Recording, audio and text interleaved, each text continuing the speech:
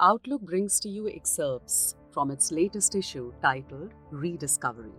At a time when the polity refuses to forget Nehru for a host of reasons, in the Outlook's latest issue, we look at the time and decisions of Nehru, the white, black, and the grey, going beyond the binaries and looking at the politics around his personality, and the historic successes and blunders that are so often discussed today.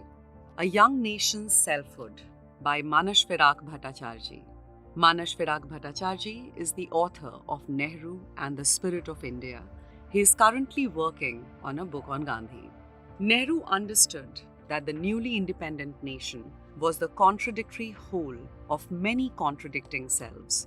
In an article he wrote for Time magazine in 2001, reflecting on 50 years of India's independence, Salman Rushdie connected the so-called idea of India to the modern Indian self through a string of paradoxes.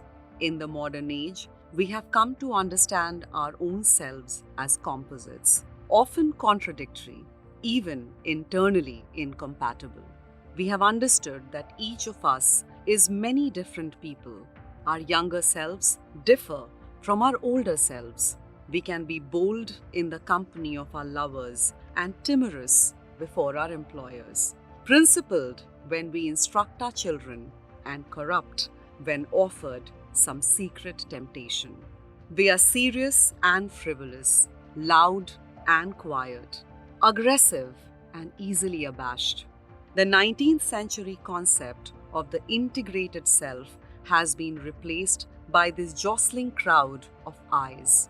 And yet, unless we are damaged or deranged, we usually have a relatively clear sense of who we are.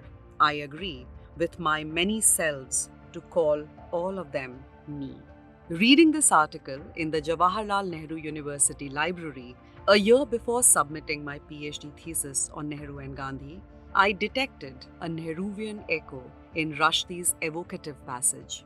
We can make an analogous connection between Rushdie's description of selves and what Nehru describes as the nation in this passage from the epilogue to the discovery of India. The discovery of India, what have I discovered? It was presumptuous of me to imagine that I could unveil her and find out what she is today and what she was in the long past. Today, she is 400 million separate individual men and women, each differing from the other, each living in a private universe of thought and feeling. If this is so in the present, how much more difficult is it to grasp that multitudinous past of innumerable successions of human beings? India is a geographical and economic entity, a cultural unity amidst diversity, a bundle of contradictions held together by strong but invisible threads. What Nehru imagines as India's selfhood in terms of modern life, Rushdie finds within each self of the numerous selves that make a nation. It is impossible to contain this vast sea of differences without and accepting contradictions between people and allowing them to thrive. For this and more, read the latest issue of Outlook.